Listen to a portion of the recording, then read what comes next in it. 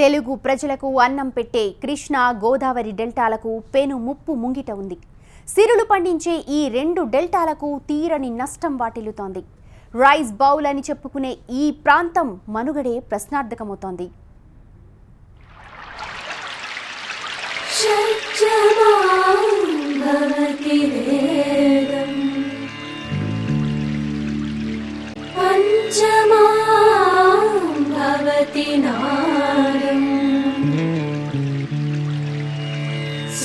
शिखरे निगमझरे स्वरलहरे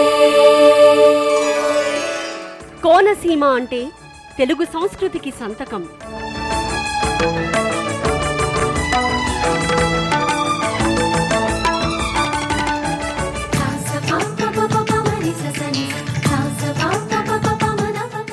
కోనసీమ అంటే గోదావరి సాక్షిగా కనువిందు చేసే ప్రకృతి వైభవం. గోదావరి చీరగట్టి మాగాళిని పైటగా వేసుకున్నట్టుంటుంది. గోదారమ్మ కుంకం బొట్టు దిద్ది మిరప ఎరుపు, లంకానాథుడింకాగనంటూ పండు కొరుకు. చూసే చూపు ఏం చెప్పింది సీతాకాంతకి, సందేహాల మబ్బే పట్టె చూసే కంటికి. లోకం కాని లోకంలోన ఏకాంతాల వలపు, అలపాపి కొండలా నలుపు కడగలేక. కానీ కోనసీమ ఇప్పుడు పెనుముప్పు ముంగిట్లో ఉంది. కోనసీమనే కాదు, దివిసీమని కూడా ముంచేయడానికి సముద్రం తరుముకొస్తోంది.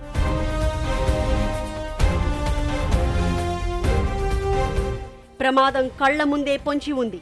10 ఏళ్లలో కోనసీమ సముద్రంలో కలిసిపోతుంది. అతి త్వరలో ఈ ప్రాంతం అంతా కూడా 10 సంవత్సరాలలోపు సముద్ర గర్భంలో కలిసిపోవడానికి. కృష్ణా గోదావరి డెల్టాలు మున్ముందు ఇంకెప్పుడో కాదు, ఇప్పటికే నాశనం అయిపోతున్నాయి. ధాన్యాగారం వంటి ఈ రెండు డెల్టాలు టైటానిక్ షిప్ లా మునగడానికి సిద్ధంగా ఉన్నాయి. Almost like Titanic ship. వాళ్ళు డెల్టా భూములు కృష్ణా గోదావరి డెల్టా రెండు కూడా టైటానిక్ షిప్ మాదిరి ఉన్నాయి. రెండు కూడా దిగిపోతున్నాయి. కృష్ణా గోదావరి డెల్టాలు భూమిలోకి కుంగిపోవడానికి అసలు కారణం ఆయిల్ అండ్ గ్యాస్ కంపెనీలు. సహజ సంపదను వెలికి తీస్తూ నష్ట నివారణ చేపట్టని గ్యాస్ కంపెనీలు కృష్ణా గోదావరి డెల్టాలను సముద్రంలో ముంచేస్తున్నాయి.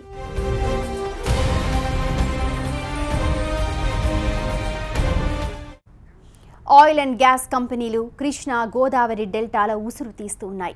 ఎడాపెడా గ్యాస్ను వెలుగు తీస్తున్న కంపెనీలు తమ గల్లా పెట్టెలు నింపుకుంటున్నాయే కానీ జనం సంగతి మాకెందుకన్నట్టుగా ప్రవర్తిస్తూ ఉన్నాయి. భూమి కుంగిపోతున్నా కంపెనీలకు లెక్కలేదు. ప్రభుత్వాలు నిద్రమత్తులో జోగుతూ ఉన్నాయి. అంతా ఇలాగే ఉంటే మరో 10 ఏళ్లలో 2 డెల్టాలు సముద్రంలో కలిసిపోతాయి.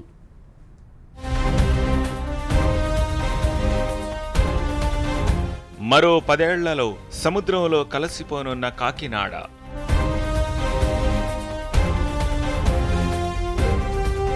కుంగుతున్న భీమవరం, పాలకొల్లు, నరసాపురం ప్రాంతాలు.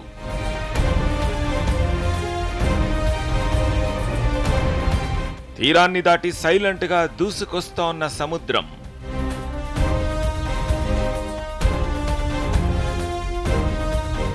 కేజీ బేసిన్ ప్రాంతంలో 5 అడుగుల మేర కుంగిపోయిన భూమి.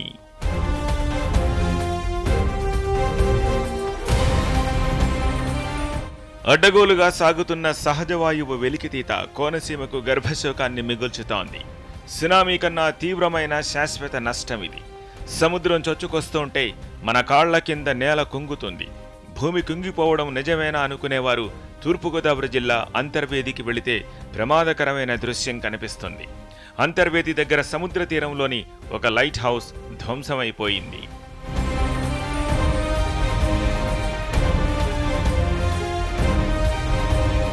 తీరానికి చాలా దూరంలో కొత్త లైట్ హౌస్ కూడా డేంజర్ జోన్లోనే ఉంది. కోనసీమలో భూమి కృంగుతుందా లేదా అని చెప్పడానికి ఈ ఓల్డ్ లైట్ హౌసే మనకి ప్రత్యక్ష సాక్ష్యంగా కనిపిస్తూ ఉంది. భూమి ఎప్పుడైతే కృంగుతూ ఉందో అప్పుడు సముద్రం ముందుకు చొచ్చుకొస్తూ ఉంది. ఈ నేపథ్యంలోనే పాత లైట్ హౌస్ మునిగిపోయే ప్రమాదం ఉంది అని గమనించిన అధికారులు మనకు దూరంగా కనిపిస్తుంది. అక్కడ ఒక లైట్ హౌస్ నిర్మించారు. అధికారులు ఊహించినట్టే ముందుకు చొచ్చుకొచ్చిన సముద్రం ఈ పాత లైట్ హౌస్ను చిన్నాభిన్నం చేసిన దృశ్యం మనకి ఇక్కడ కనిపిస్తూ ఉంది.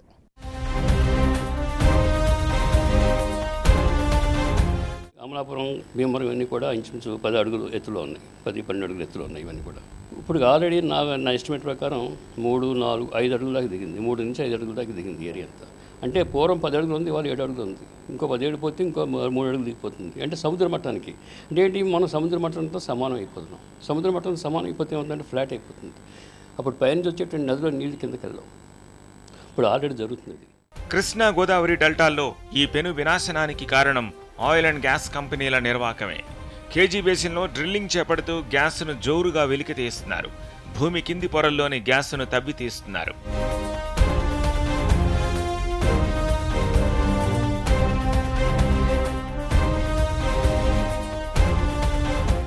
అక్కడి పొరల్లోని రిజర్వాయర్ రాక్ కింద ఈ సహజ వాయువు ఉంటుంది.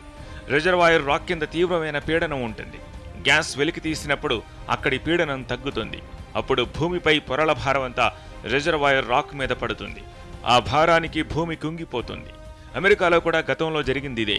కృష్ణా గోదావరి డెల్టాల్లో ఇప్పుడు జరుగుతోంది కూడా ఇదే.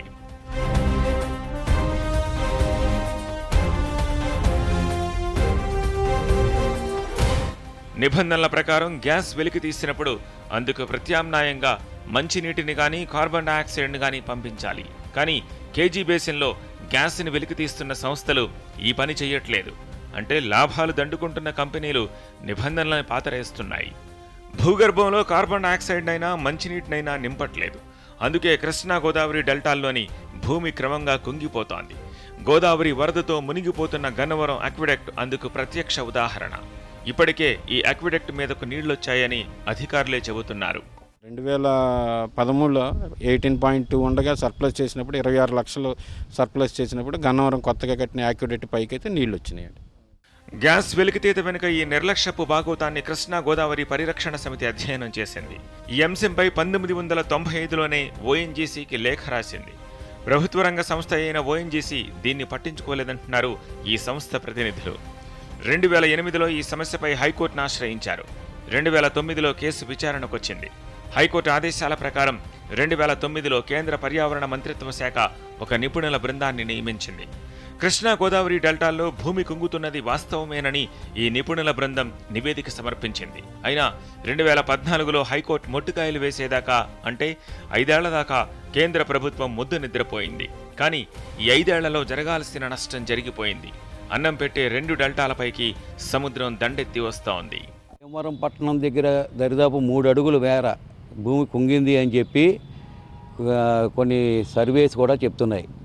సార్ ఆర్డర్ కాటన్ పెట్టినటువంటి లెవెల్స్ ప్రకారం కనుక ఆనాటి సీ లెవెల్ యొక్క రేంజ్ కనుక తీసుకుంటే ఇప్పుడు కూడా అదే సీ లెవెల్ మెయింటైన్ అవుతోంది. కానీ సెలైన్ వాటర్ అనేది ఇంట్రూజన్ రావడం వల్ల కారణం ఏమనుకోవచ్చు అంటే ఈ సముద్రంలో ఉండేటువంటి నీరు భూమి మీదకి ప్రవహించడం అనేది చెప్పి మనం చెప్పుకోవచ్చు.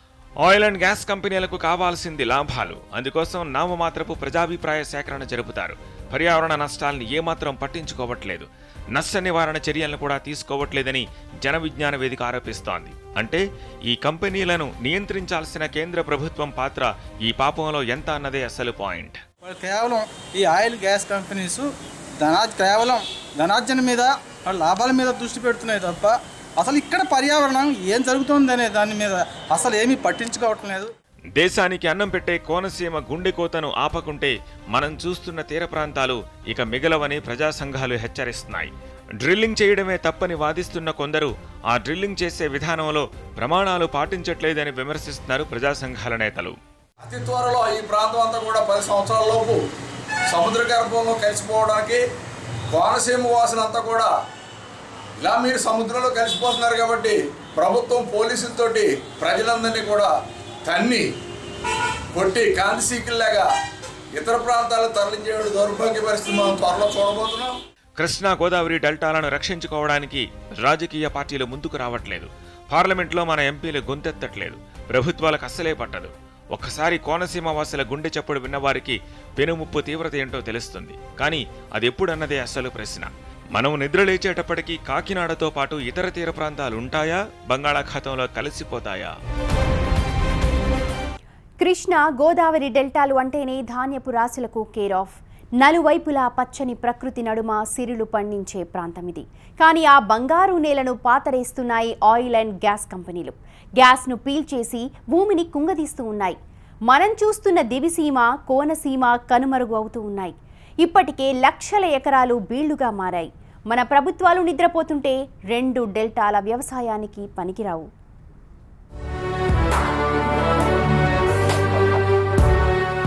బంగారం పండిస్తున్న ఈ నేలలు ఇప్పుడు ఉప్పు నీటి కయ్యలుగా, మురుగు కూపాలుగా మారుతున్నాయి.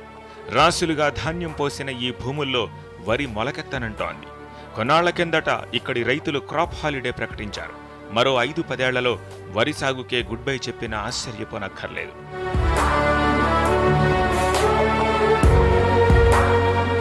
కృష్ణా గోదావరి డెల్టాల్లో 18 లక్షల ఎకరాల్లో వరిని సాగు చేస్తున్నారు.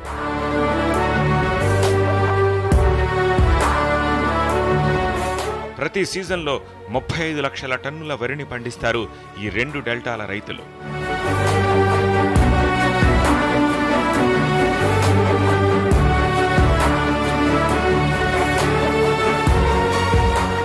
ఆయిల్ అండ్ గ్యాస్ కంపెనీలు చేసే నిర్వాకం వల్ల వ్యవసాయానికి డెడ్ లైన్ పడుతోంది.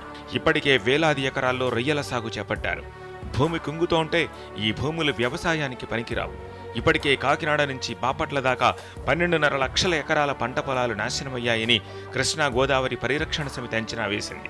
ఇందుకు కారణం భూమి కుంగిపోవడం వల్లే. 15 కిలోమీటర్ల సముద్ర తీరా నుంచి 15 కిలోమీటర్ల దాకా, కొన్ని చోట 20 కిలోమీటర్ల దాకా కూడా పోటి నీరు పొలాల్లోకి వస్తుంది. పోటి నీరు అందుకేతం పొలాలకి 2 అడుగుల కింద కానీ లేదా 4 అడుగుల కింద కానీ ఉండేది. సో 2 నుంచి 4 అడుగుల కింద ఉండేటువంటి పోటి నీరు వల్ల డైరెక్ట్గా పొలాల్లోకి వచ్చేస్తుంది. ఇప్పుడు వీళ్ళు అనుకునేది ఏంటంటే సీ లెవెల్ పెరిగిందని చెప్పి. సీ లెవెల్ కాదు, ఇది భూమి దిగిందే కానీ ఆ లెవెల్ భూమి సముద్రం లెవెల్ దిగింది, అంతేకాని సీ లెవెల్ మాత్రం పైకి పెరగల. కృష్ణా గోదావరి జిల్లాల్లో కాల్వల్లో సిడులు తిరుగుతూ నీళ్లు ప్రవహించడం ఆగిపోయింది. వరదలున్నప్పుడు మినహాయిస్తే నీళ్లు మెల్లిగా ప్రవహిస్తున్నాయి. భూగర్భంలో ఉన్న ఉప్పు నీరు పైకొస్తోంది. అందుకే 2 పంటలు పండించే రైతులు కూడా వ్యవసాయం తగ్గించేస్తున్నారు. తమ భూముల్లో రొయ్యలను సాగు చేస్తున్నారు. ఇప్పుడు మొన్న సంవత్సరం నుంచి ఈ చెరువుల వల్ల, ఈ సాల్ట్ వాటర్ వల్ల, రెండోదేమో బొయ్యిని తీసి బోర్ల వల్ల, బోర్లు ఇప్పుడు 4 అడ్డాయండి, 4 పైకి తనేసి బీభత్సంగా వచ్చేస్తుంది పైకి నీరు, ఉప్పు నీళ్ళు. ఇప్పుడు ఎక్కడ బోర్ వేసినా ఉప్పు నీళ్ళు వస్తున్నాయండి. మేము గతం నుంచి వ్యవసాయమే ఒక 10 సంవత్సరాల నుంచి కూడా వ్యవసాయం చేస్తాను. ఇప్పుడు ఏళ్ళకి 15 ఎకరాలు 20 ఎకరాలు తగ్గలేదండి. మేము ఇప్పుడు 10 ఎకరాలు చేస్తున్నానండి. రైలు జరుగుతుంది. కృష్ణా గోదావరి డెల్టాలు సారవంతమైన నేలకు కేరాఫ్. నీటికి కరవన్నదే ఉండదు. కానీ ఇప్పుడు ఆ నీరు ఎక్కువై పంట కరవవుతోంది. కొల్లేరు నుంచి ఉప్పుటేరు మీదుగా సముద్రంలోకి నీరు ప్రవహించాలి. అయితే భూమి కుంగిపోతూ ఉండడంతో అంతా రివర్స్ అవుతోంది. ఉప్పు నీరు కలవడంతో మంచినీళ్లు కలుషితమవుతున్నాయి. గ్యాస్ బావుల వల్ల ఆకివీడు దాకా వచ్చిన ఉప్పు నీరు ఏలూరును సైతం తాకే అవకాశాలున్నాయని ఆందోళన వ్యక్తమవుతోంది. ఇప్పటికే చలవంలోని ఉప్పు తెట్టు పైకి తేలుతోంది. దీంతో కోనసీమలో మంచినీటి కొరత తీవ్ర రూపం దాల్చబోతోంది. చుట్టూరు సముద్ర నీరు వచ్చేస్తుంది. దానివల్ల మా మంచినీరు కూడా ఉప్పు నీళ్ళు కలుషితం అయిపోయి మా మంచినీరు చెరువు కూడా పాడైపోతుంది. ఆ నీళ్ళు మేము తాగుతుంటే మా పిల్లలు మేము అనారోగ్యాలతోటి చాలా ఇబ్బందులు పడిపోతున్నాము. వ్యవసాయానికి దిక్కులేక, తాగే నీటికి అవకాశం లేక కృష్ణా గోదావరి డెల్టాల ముఖచిత్రం కనుమరుగైపోతోంది. బతకడమే గగనమైన పరిస్థితుల్లో ఇక్కడి లంకల్లోని జనం ఇప్పటికే వలసపోతున్నారు. భూమి కుంగి సముద్రం ముందుకొస్తూ ఉంటే కృష్ణా గోదావరి డెల్టాల్లో జనం బతికే అవకాశమే లేదని నిపుణులు హెచ్చరిస్తున్నారు. కోనసీమ భవిష్యత్తులో అసలు నివాసయోగ్యం కాకుండా పోయేటువంటి ప్రమాదం ఉన్నది. ఇక్కడ వాళ్ళంతా ఈ జనం ఇక్కడ ఉండే పరిస్థితులు లేకపోవడం వల్ల మరి ఇక్కడ ఈ ఎన్వైరాన్మెంటల్ రెఫ్యూజీస్, ఇక క్లైమేట్ రెఫ్యూజీస్ ఇక మరి తయారై ఇతర ప్రాంతాలకి వలసపోయేటువంటి పరిస్థితులు వస్తున్నాయేమో. తస్మాత్ జాగ్రత్తను మేము మొదటి నుంచి చెప్తూ ఉన్నాం. అసలు ఈ ఓఎన్జీసీ ఇతర ఆయిల్ అండ్ గ్యాస్ కంపెనీస్ తాలూకు కార్యక్రమాల గురించి వాళ్ళు సైంటిఫిక్గా చేస్తున్నారా లేదా అనే దాని మీద ఒక సమగ్రమైన ఒక వైట్ పేపర్ అనే దాన్ని ప్రజల ముందు ఉంచండి. Their transparency. దీంట్లో దాపరికం దేనికని అడుగుతున్నాం. 4 సంవత్సరాలు కాడి నుంచి కోత ప్రారంభించిందండి. అది రాను 3 సంవత్సరాల నుంచి బాగా ఎక్కువైపోయిందండి కోత ప్రభావం. ఘోరంగా సముద్రం ఎదురుకు చొచ్చుకొని ఇక్కడ లైట్ హౌస్ ఏరియా నుంచి ఇక్కడ అంతర్వేది స్నానాల రేవిది ఈ పరిసర ప్రాంతంలో ఈ కోత మొదలుపెట్టిన కాడి నుంచి దాదాపు ఒక 2000 పైసలకు ఎకరాలు సముద్ర గర్భంలో కలిసిపోయింది. దీన్ని ఆపుదల చేయకపోతే అంతర్వేదిలో ఇక్కడ కాపురాలు కూడా మరి వలసపోయే పరిస్థితి వస్తుందేమో రాను రాను. ఇంత జరుగుతున్నా ఇంకా పలువురు మేధావులు గ్లోబల్ వార్మింగ్ పాటే పాడుతున్నారు. వాస్తవానికి గ్లోబల్ వార్మింగ్ వల్ల సముద్రపు మట్టం పెరుగుతోందన్న వాదనను కృష్ణా గోదావరి పరిరక్షణ సమితి కొట్టిపారేస్తోంది. నేషనల్ ఇన్స్టిట్యూట్ ఆఫ్ ఓషియానోగ్రఫీ అధ్యయనం ప్రకారం విశాఖలో ఏడాదికి 0.65 సెంటీమీటర్లు మాత్రమే సముద్ర మట్టం పెరుగుతోంది. అసలు సమస్య ఇది కాదని, గ్యాస్ వెలికితీత అని ఈ సంస్థ వాదిస్తోంది, గగ్గోలు పెడుతోంది. అయినా వీళ్ల హెచ్చరికలు ఇప్పటికైతే ఎవరికీ వినిపించట్లేదు.